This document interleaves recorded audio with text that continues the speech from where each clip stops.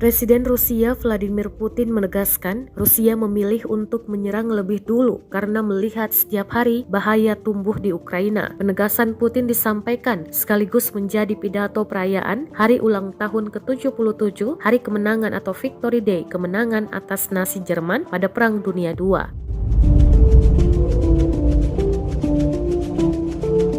Putin juga kembali menegaskan tujuan operasi militer khusus di Ukraina adalah demilitarisasi dan denasifikasi Ukraina yang dimulai 24 Februari 2022. Keputusan untuk meluncurkan operasi pada 24 Februari menurut Putin adalah satu-satunya pilihan yang tepat dalam situasi tersebut.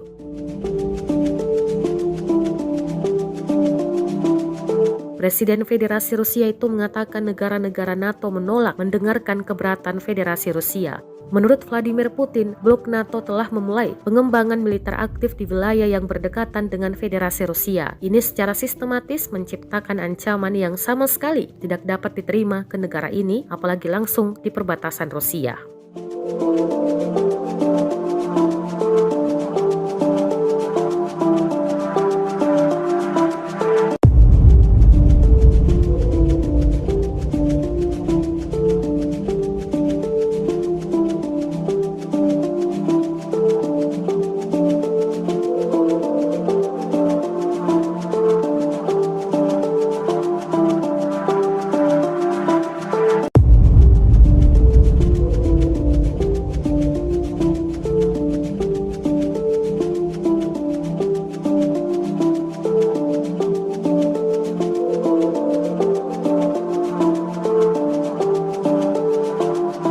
Terima kasih sudah nonton.